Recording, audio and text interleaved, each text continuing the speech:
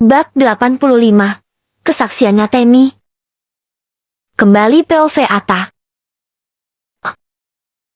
Pekik gue karena rasa sakit di bokong gue. Karena baru aja Nadine dorong gue sampai gue terjungkal ke lantai. Maaf, Mas. Aku nggak sengaja.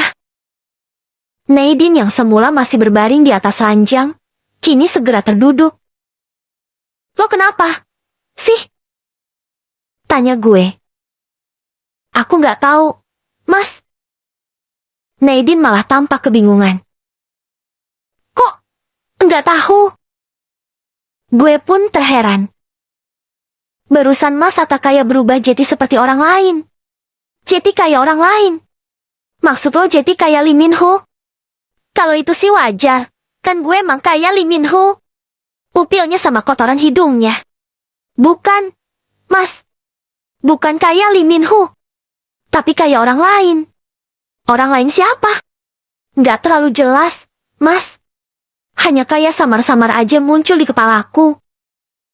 Tuturnya sambil memegangi kepala. Kayaknya dia lagi nggak baik-baik aja. Gue pun menduga.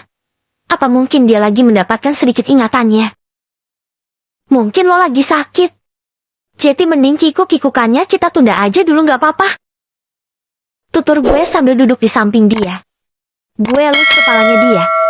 Gue berusaha untuk nggak egois. Walaupun D3 dek gemoy gue udah terlanjur menegang. Gue harus menahannya karena kondisi Nadine yang nggak terlalu baik. Nggak bisa. Lantang Nadine. Nggak bisa gimana? Malam ini pokoknya aku ingin diawok-awokin sama Mas Ata. Ucapnya sambil mendorong tubuh gue hingga berbaring telentang di atas tempat tidur. Lalu kemudian, dia duduk di atas tubuh gue. Dia lucutin semua pakaian gue. Terus dia encot-encotin gue sampai muntrat 2 kali. Ah, pokoknya rasanya mantap. Pembaca jangan kepengen ya. Ingat, ini bulan puasa. Hari berikutnya, gue turun dari mobil.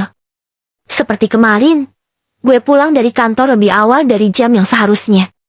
Gue datang ke RSJ untuk nengokin si cantik. Kali ini gue bawa barang-barang banyak. Gue beliin dia baju, sepatu, tas, pokoknya semua peralatan wanita. Kan, sekarang gue kaya. Jadi untuk belanja banyak kayak gitu, udah kecil banget bagi gue. Gue segera menuju ke kamarnya si cantik. Setelah sampai, gue langsung masuk ke dalam. Begitu melihat gue, dia yang semula tiduran di atas tempat tidur, sambil masukin jarinya ke dalam celana, langsung beranjak dan berlari menghampiri gue.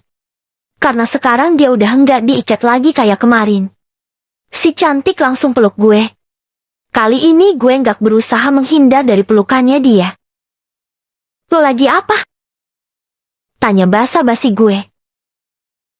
Kam 3 kah? Klek. Gue tertegun dengan jawabannya dia.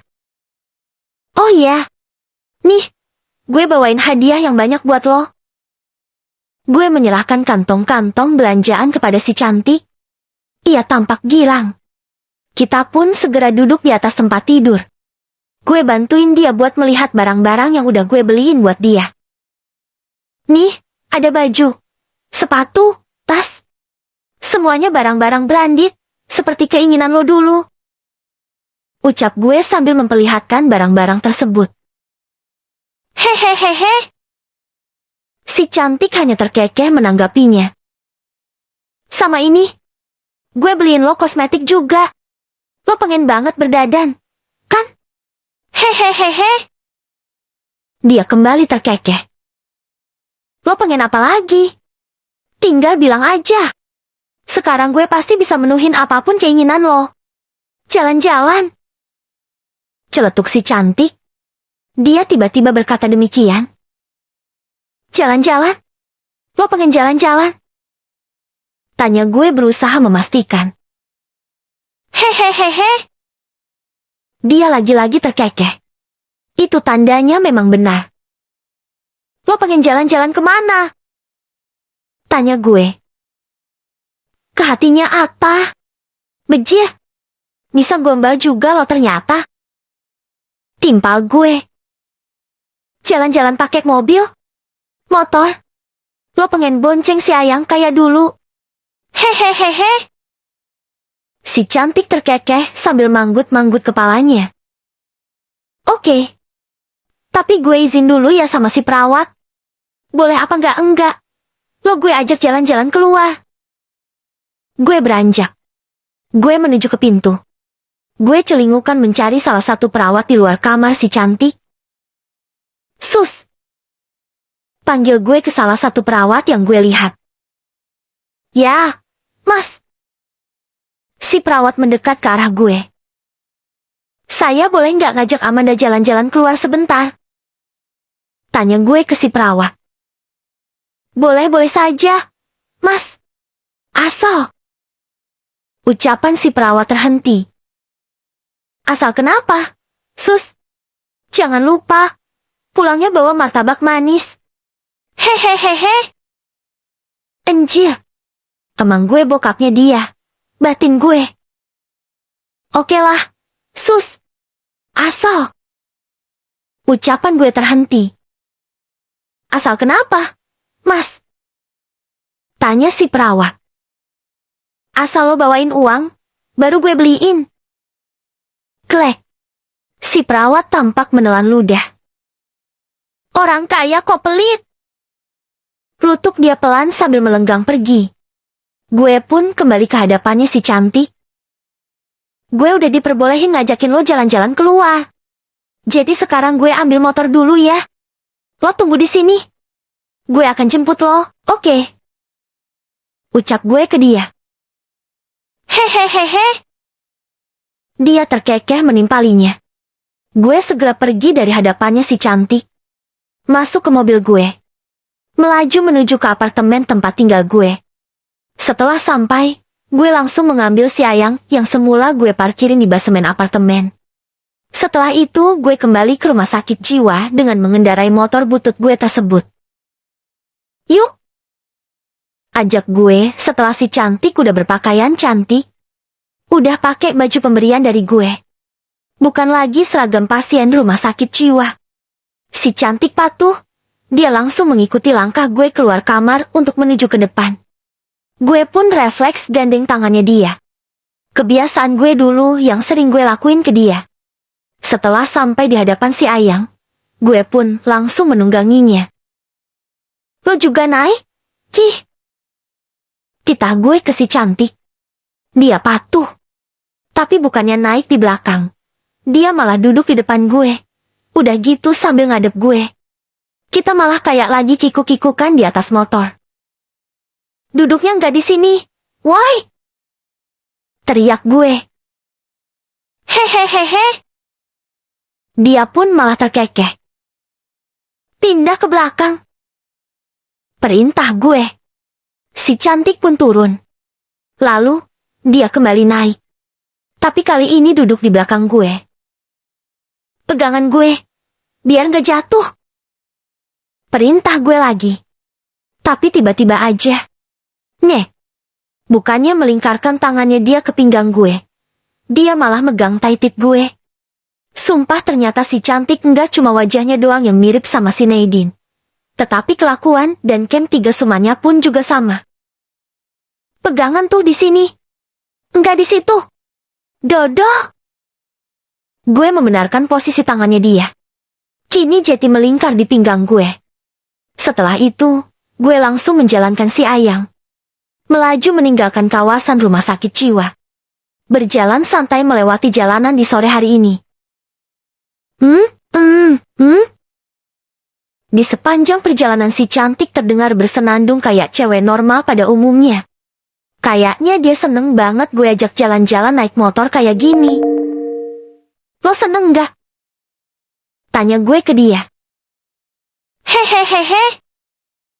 Dia pun terkekeh. Sekarang lo pengen jalan-jalan kemana lagi? Tanya gue lagi. Puyuh. Bejir. MP gasem banget sih. Lo. Umpat gue karena mendengar jawabannya dia. Gimana kalau ke taman kota kayak dulu? Gue memberikan ide. Hehehehe. Dia pun terkekeh. Tandanya dia setuju. Gue pun kemudian langsung melajukan si Ayang menuju ke tempat yang gue maksud. Hanya setengah jam doang kita pun akhirnya sampai. Si Ayang gue parkirin di bawah pohon yang bebas dari tarif parkir. Setelah itu kita berjalan masuk ke area taman kota. Tempat yang lumayan ramai oleh para pengunjung yang lain. Lo mau lari-larian di sana? Hehehehe. Si cantik terkekeh. Ya udah sana. Gue akan tungguin lo di sini. Si cantik segera melakukan apa yang dia inginkan. Berlarian di rumput lapang. Dia tampak asik mengejar ayam, bebek, bahkan lari mengejar si pengemudi motor yang gak pakai helm. Dia udah kayak polisi patroli lalu lintas. Sedang gue asik duduk-duduk santai di bangku taman. Nungguin dia sampai puas berlarian. Selang beberapa saat kemudian, si cantik kembali ke hadapan gue. Kayaknya dia udah capek. Terlihat dari nafasnya yang terengah-engah. Duduk sini, Gih, kalau capek. Titah gue ke si cantik sambil menepuk-nepuk permukaan kursi di sebelah gue. Si cantik patuh, ia segera duduk berdekatan sama gue. Lo seneng? Tanya gue. Hehehehe. Dia terkekeh. Itu tandanya dia emang seneng. Lain kali lo pengen jalan-jalan kemana lagi? Cappadocia. Mejir. Orang gila pinter juga milih tempat-tempat yang indah, batin gue. Oke. Kapan-kapan gue akan ajakin lo ke sana. Tapi nggak dalam waktu dekat ini. Karena gue. Ucapan gue terhenti. Karena mana mungkin gue cerita ke si cantik tentang sosok Nadine. Setit. Gue mengalihkan pembicaraan dengan tiba-tiba menggenggam tangannya si cantik. Tik.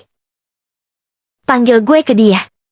Dia pun menengok ke arah gue sambil tersenyum manis. Gue nggak nyangka loh, Tik. Dengan kehidupan lo dulu. Gue baru tahu ternyata hidup lo menyedihkan banget. Lo jadi gila kayak gini karena lo mendapat kekerasan dari keluarga lo sendiri. Dan pel 3 cehan yang juga disebabkan oleh mereka. Tutur gue ke dia. Si cantik hanya terdiam. Hanya mendengarkan apa yang gue omongin. Seandainya gue kenal lo lebih cepat, lo pasti gak akan ngebiarin keadaan lo jadi kayak gini. Jadi gila seperti ini. Tambah gue. Dan dia malah tersenyum ke arah gue. Tapi gue senang. Lo masih bisa ceria meski pikiran lo terganggu. Lo masih sering nunjukin senyuman lo ke gue kayak sekarang ini. Gue refleks mengelus wajahnya dia. Sambil memperhatikan bibir dia melengkung ke atas. Sumpah, dia tambah cantik banget kalau kayak gini. Dan tanpa sadar. Cuk. Gue mencium bibir dia. Merasakan sensasi manis bibirnya dia yang udah lama banget enggak gue rasain. Hingga gue pun semakin terlena. Gue melompat-lompatnya. Gue menyesap bibir tersebut. Tetapi kemudian, ya Tuhan, apa gue berdosa ya berbuat kayak gini selain sama Nadine? Batin gue yang tengah berperang hebat dengan rasa bersalah. Tapi, bukankah si cantik juga istri gue? Gue juga cinta sama dia. Jadi wajarkan gue juga berbuat kayak gini ke dia. Tambah gue. Jadi bodoh amat lah. Gue mau nikmati bibir si cantik sampai bibir kita sama-sama melepuh dan pecah-pecah. Tapi tiba-tiba aja. Mah, lihat, Mah. Ada cowok dan cewek M3 sum di taman. Terdengar suara box 1L umbelen yang lagi berbicara sama mamaknya. Jangan dilihat. Kita malumi aja. Yang cowok kan cucunya kakek Sugiono. Bintang box 3P di Jepang. Timpa mamaknya. Sial! Gue pun terpaksa melepaskan ciuman gue ke si cantik karena obrolan mereka. POV Author. Beli mie instan dulu ke Indo April. Karena ternyata persediaan mie instanku udah habis. Ucap Nadine sambil keluar dari apartemennya. Ia segera menuju ke lantai lobi dengan menaiki lift ke bawah. Setelah sampai, ia pun meninggalkan kawasan gedung apartemen untuk menuju ke Indo April terdekat. Selamat datang ke 4, Kak. Kasir Indo April langsung menyambut kedatangan Nadine. Nadine pun hanya membalas sapaan tersebut dengan senyuman. Ia langsung berjalan menuju ke rak-rak bagian mie instan. Kira-kira apa lagi ya? Mie instan yang akan aku buat. Ucap Nadine sambil memperhatikan begitu banyak varian rasa mie instan yang berada di hadapannya. Hampir semuanya sudah pernah ia coba. Karena setiap hari, ia memang selalu memasak mie instan tersebut. Ia Jetty sudah merasa menjadi istri dan ibu rumah tangga yang paling sempurna di dunia ini. Nadine, kok lo di sini? Tiba-tiba seseorang menyapanya. Rupanya Ngatemi, salah satu temannya. Ia juga tengah berbelanja di Indo April. Iya, aku lagi belanja. Timpa Nadine. Loh, barusan kan lo lagi jalan-jalan sama suami lo. Jalan-jalan? Nadine tertegun. Iya, lo sama suami lo naik motor butut. Tadi gue ngeliat lo pas di lampu merah. Waktu gue lagi ngamen bawa icik-icik. Lo gue panggil-panggil gak nyahut. Lo malah asik bercanda mesra sama suami lo. Terang Ngatemi.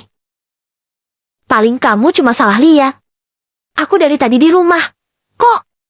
Lagian, emang kamu tahu suamiku? Timpa Nadine. Ya elah, tahulah. Din. Dia kan Pak Atta. CEO perusahaan UHA. Lo lupa ya? Gue kan bekerja di sana. Ah, benar juga. Nadine tampak menggaruk-garuk kepalanya. Tapi paling lo salah lihat. Nadine masih meyakini kemungkinan tersebut. Enggak. Gue nggak salah lihat. Gue jelas-jelas ngeliat lo sama suami lo lagi boncengan naik motor. Berhenti di lampu merah. Dan Ngatemi pun begitu yakin dengan apa yang dia lihat. Nadine pun sejenak terdiam. Wajahnya Jetty memucat. Ia menduga-duga, apa mungkin Atta tengah jalan dengan cewek lain. Tanpa berpamitan Nadine segera pergi meninggalkan Ngatemi. Dia tak Jetty beli mie instan. Dia langsung pergi dari Indo April untuk kembali ke kawasan apartemennya. Tetapi setelah sampai, dia tak langsung masuk ke dalam. Ia malah menuju ke basemen. Ia berjalan menuju ke tempat biasa Atta memarkirkan mobil dan motornya. Ketakutannya pun terjadi, mobil Atta tiga-tiganya bertengger di tempat tersebut. Sedang motor bututnya sama sekali tak ada. Jetty Nadine langsung menyimpulkan. Apa yang dikatakan Ngatemi yang baru saja memanglah benar. Ngatemi benar-benar melihat Atta di jalan. Melihat laki-laki itu yang tengah bersama wanita lain. Seketika tubuh Nadine pun seperti lunglai tak berdaya. Ia tampak syok dengan pemikirannya tersebut.